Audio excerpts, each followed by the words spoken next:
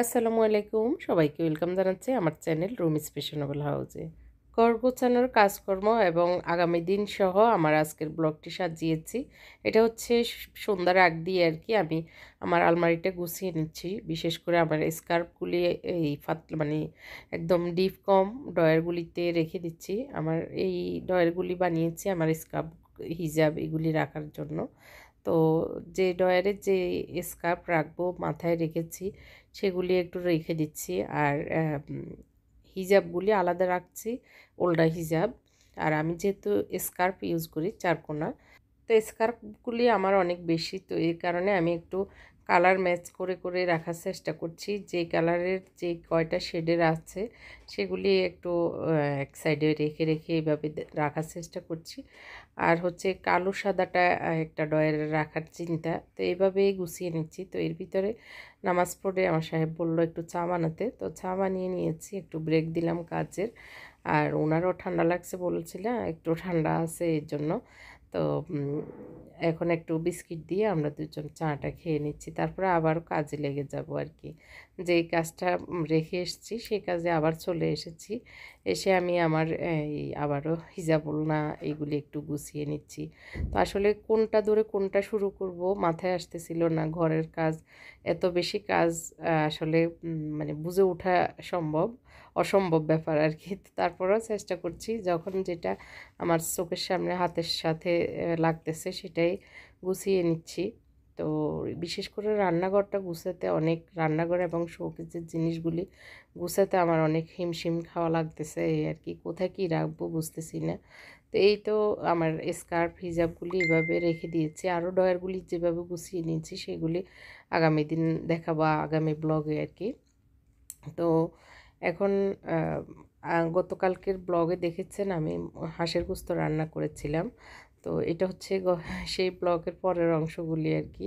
তো রাতে আমার হাজব্যান্ড বলছিল যে ভাত খেতে ইচ্ছে করছে না, ঠান্ডা লেগেছে, তো রুটি খেলে মনে হয় ভালো লাগবে হাঁসের গোস্ত দিয়ে, তো এই জন্য রুটি বানিয়ে নিচ্ছি।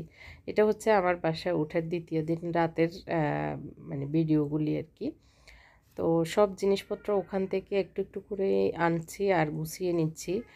আর মানে নিজে একা একা কাজ করতে গিয়ে খুব কষ্ট, হিমশিমও খাচ্ছি। আবার কাজের লোক রাখলেও মনে হচ্ছে যে ওরা কি করবে এখন, এগুলি তো আমারই কাজ। ওরা এসে হয়তো দৌড় ঝাঁপ করে ওদের মতো করে করে দিয়ে যাবে, কিন্তু পরে আবার আমিই খুঁজতে হবে। এই জন্য কাজের লোকও এখনও রাখছি না, একবারে একটু গুছিয়ে নিই তারপরে রাখবো। এই জন্যই কষ্ট করে হলেও নিজের কাজ নিজে করে নিচ্ছি। মোত্তাকিকে ডেকে বললাম একটু রুটিগুলো চেকে নাও, আমি মানে বেলে দিচ্ছি। তো ও আসছে, আমি বললাম যে ঠিক আছে, তোমার আব্বুকে গোশত দাও আর গরম গরম খেয়ে নাও তোমরা দুজন, মানে একজন একজন করে আর কি। গরম গরম রুটি খেতে শীতকালে আর কি ভালোই লাগে, রুটি পরোটা যেটাই হোক ওরা গরম খেতে পছন্দ করে আর কি। তো আমি রুটিগুলো ভেজে ওদেরকে খাবারটা দিয়ে দিচ্ছি। রাতের খাবারটা এটাই ছিল, রুটি আর হাঁসের গোস্ত। আর এই তো টুকটাক যা করে আসলে রাতটা এভাবেই কেটেছে। ওই যে উনি এসেছেন ওনার একটা হাতের লেখা নিয়ে মোত্তাকিকে দেখাতে, তো মোত্তাকিকে দেখিয়ে দিচ্ছে। এদিক দিয়ে রুটি বানানো মোটামুটি শেষ। দেখলাম 1998 সালে আমার হাতের লেখা, দেখো হাতে স্মরণিকা বের করিয়ে দিয়েছি আর সাফাই নেই, হাত দিয়ে দেখি বাইর করেছি স্মরণিকা থাকতে এটা স্মারক বের করছিলাম এই যে। এখন হচ্ছে পরের দিন সকালবেলায় 9টা 9:30টার দিকেই মিস্ত্রি এসছে। এই যে এটা হচ্ছে মুনতাসিরের খাট আর কি, এটা আমাদের আগের পুরনো খাট। তো এটার চারিদিকে একটা নাট রয়ে গেছে না, মানে কাপড় লাগাবো। ওরা আসলে আমি দূর থেকে দেখি আর জোয়ান জান মানুষেরা এরকম ভুল করলে হয়। উপর নিচ হয়ে আছে না, আমি এসে দেখি যে ওরা অনেকক্ষণ থেকে দাঁড়িয়ে আছে, কীভাবে লাগাবে বুঝতেছে। পরে আমি ঠিক করে দিয়েছি আর কি। আর ফোমগুলি ওরা মেজারমেন্ট নিয়ে এই খাটে যেভাবে লাগাবে নিয়ে নিচ্ছে। তো মুনতাসিরের খাটের কাপড়ের কালারটা হচ্ছে একটু ফেস্ট না ব্লু টাইপ কীরকম একটা কালার। মুনতাসির কী কালার এটা তোমার খাটের? ডার্ক কুইজ কালার বা অ্যাকোয়া কালার যেটা ওটা আর কি। তো ওরা আমরা চেয়েছি যে 3 দিকে প্লেন করবে আর মাথার দিকটা একটু ওই যে স্টেপ স্টেপ করবে। তো একটা সাইড হয়ে গেছে অলরেডি, বেশি একটা সময় লাগতেছে না, দুইজন এসেছে। আর তার সাথে সাথে আমাদের চেয়ারের কাভারগুলি ওরা লাগাবে, খুলে দিয়ে গিয়েছিল রং করার জন্য। তো রংটা এখনও করা বাকি রয়েছে, কারণ হচ্ছে চেয়ারগুলো একটু মেরামত করতে হবে। তো কাঠের মিস্ত্রি বাড়িতে গিয়েছে, এজন্য করানো হচ্ছে না। তো এর ফাঁকে এই খাটটা করা দরকার। মুনতাসির নিচে শুতে হচ্ছে 2-3 দিন হলো। তো এর জন্য ভাবলাম যে মানে খাটটা আগে করে ফেলুক। তো ওদেরকে বললাম, ওরা এসে খাটটা আগে করে দিচ্ছে, আর চেয়ারগুলি পরে করবো এই আর কি। আর চেয়ারের একজন ওই যে টায়ারের যে ইয়াটা রাবার টাইপের আর কি, রাবার না চামড়া, ওইটা লাগাচ্ছে। বেশি করে আমরা লাগাতে বলছি, কারণ বেশি নিচে হয়ে যায়, নিচের দিকে ডেবে যায় বসার সময়। এর জন্য বলছি যে এটা যত বেশি শক্ত করা যায়, আমাদের কোমরে ব্যথা করে বেশি নরম হলে, মানে নিচের দিকে ডেবে গেলে। তো এই জন্য ওরা ওইভাবে শক্ত করে বেশি করে চেয়ারে ফিতে লাগিয়ে দিচ্ছে আর কি। আর এই তো খাটের মাথার দিকের অংশের জন্য যে স্টেপটা করবে, সেটার জন্য 6 ইঞ্চি করে এই ইয়েগুলি ফোমগুলি কেটে নিচ্ছে, আর চারিদিকে একটু একটু ঢালু করে কেটে নিয়েছে। তারপর কাপড়টাকে স্টাপলারের সাহায্যে, স্টাপলার টাইপ আর কি এই মেশিনগুলি, ওইভাবে কাপড়গুলি জয়েন দিয়ে দিচ্ছে, দিয়ে ওইভাবে কাজটা করে নিচ্ছে। তো আমি একটু পর পর এসে দেখতেছি দরজা খুললে। এরপরে খাটটা তৈরি হয়ে গিয়েছে। তো রুমে এনে খাটটাকে মানে অ্যাটাচ করে দিয়ে চলে গিয়েছে। আমি খাটটা এখনও গুছানো হয়নি, আগে রান্নাটা করে নিই। তো এখানে আমি একটু ভর্তা বানিয়ে নিচ্ছি আর মুরগি গোশত রান্না করছি। ওরা আসলে অন্য কিছু খেতে চাচ্ছে না, আর চটপট যেটা হয়ে যায় একটু বেশি করে রান্না করে নিলে আমার 1-2 বেলা মানে চুলার ঘরে না আসলে উপকার হয়, অন্য কাজে সময় দিতে পারি। তো একটু ভর্তা খেতে ইচ্ছে করছে, জাল জাল, মানে ঠান্ডার ভিতরে আর কি। তো এই জন্য আমি রসুন, পেঁয়াজ, কাঁচামরিচ একটু ভেজে নিচ্ছি। একটু ধনিয়া পাতা এনেছিল বেশি করে, ধনিয়া পাতার একটু ভর্তা বানাবো। এদিক দিয়ে মুরগি গোশতটা বসিয়ে দিয়েছি। তো এগুলি ভাজা হয়ে গিয়েছে, আমি একটু এক সাইডে সরিয়ে নিচ্ছি। তো মুনতাসিরের খাটটা কেমন হয়েছে কমেন্ট করে জানাবেন। পুরানো জিনিসকে মেরামত করে ইউজ করার চেষ্টা করা আর কি, রিসাইকেল যেটাকে বলে।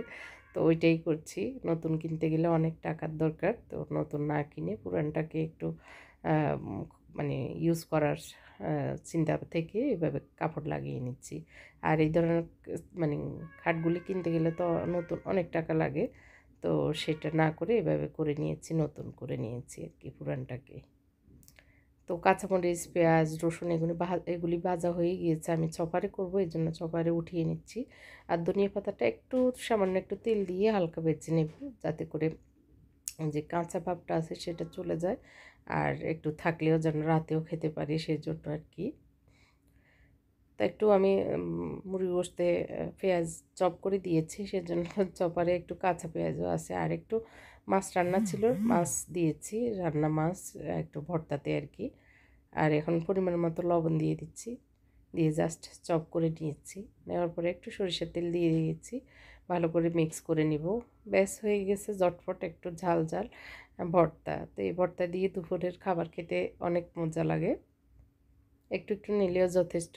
যেহেতু মাছ দিয়েছি মজাই হয়েছে। এটা চিংড়ি মাছ দিয়ে করলেও করা যায়, অথবা শুটকি দিয়েও করা যায়।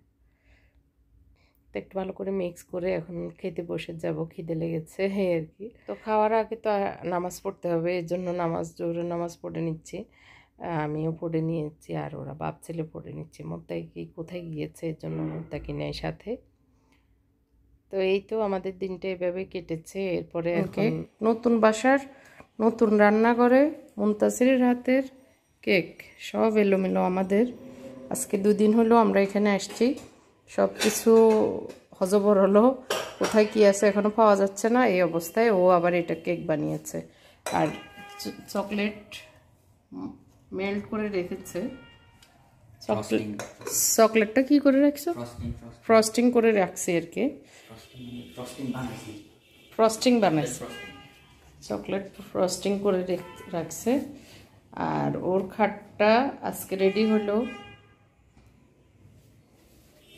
সব কিছু এখনো গুছানো সাজানো বাকি আছে। তো এই হুবারের ইয়েগুলি ভ্যাকুয়াম ক্লিনারগুলি আগামী দিন খুলবো, এই জন্য সামনে এনে রেখেছি। ঘরটা একটু ঝাড়ু দিতে হবে, মুছতে হবে এই জন্য। আর এই যে বড় বড় কাঠগুলার জিনিসগুলো বের করে এগুলো ধুয়ে মুছে আবার জায়গা মতো গুছিয়ে রাখাটা অনেক বেশি জটিল কঠিন কাজে আছি এই আর কি। তো অনেক হজবরল ঘর, আস্তে আস্তে আস্তে আস্তে সব কিছু গুছিয়ে নিতে একটু সময় লাগবে। তো এর ভিতরে কেক বানিয়ে ও ইয়ে করে ফ্রস্টিং করে রেখে দিয়েছে ফ্রিজে, এখন বের করছে যাতে করে একটু ঠান্ডা ঠান্ডা হলে মানে সেট হয়ে যাওয়ার পরে খেতে ভালো লাগে। আজকে ও কয়েকদিন থেকে প্রিপারেশন করে ফেলছে কেক বানাবে। তো এখন বললো যে ঘর যেহেতু আমরা বাসায় উঠেছি, বাসা উদ্বোধন উপলক্ষে আমরা নিজের একটা কেক বানিয়ে খাই, তো এর জন্য ওকে আর বাধা দিলাম না এই আর কি। সব কিছু নিজেই করেছে, আমি একটু দেখারও সময় পাইনি কিভাবে করেছে। নিজে নিজে সব কিছু গুছিয়ে বের করে খুঁজে টুজে তো কেকটা বানিয়ে যে মার্বেলের যে ডিজাইনটা সেটা ওইটা দেওয়ার চেষ্টা করেছে যতটুকু পেরেছে। আলহামদুলিল্লাহ অনেক মজা হয়েছে। ওরা চকলেট কেক খেতে পছন্দ করে, চকলেট কেকটাই বানিয়েছে। তো ওর মতো করে বানিয়েছে, খুবই মজা হয়েছে, টেস্ট ছিল একদম চকলেট আর কি, মুখে লেগে থাকার মতো এরকম। তো অনেক পড়াশোনা করে বানিয়েছে যাতে করে 2 দিন খেতে পারে, যেহেতু নিজেরাই তো খাওয়া হয় আর কি, বানিয়ে খাওয়ার জন্য। তো ওর কেকটা কেমন হয়েছে কমেন্ট করে জানাবেন। ছোট অবস্থায় ছেলে মানুষ যেটুকু বানিয়েছে এটা আমাদের জন্য অনেক বেশি আলহামদুলিল্লাহ।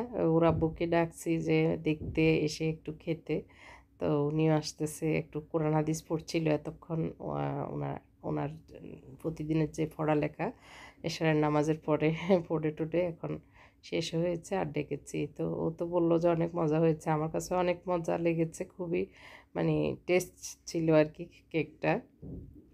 ওনাকে বললাম একটু টেস্ট করে দেখতে আর কি। উনি আবার মিষ্টি জাতীয় খাবার একটু কমই খায়, বেশি একটা খেতে চায় না। তারপর ছেলে বানিয়েছে, আল্লাহর রহমতে অনেক মজা হয়েছে, সেজন্য একটু না খেলে তো হবে না এই আর কি।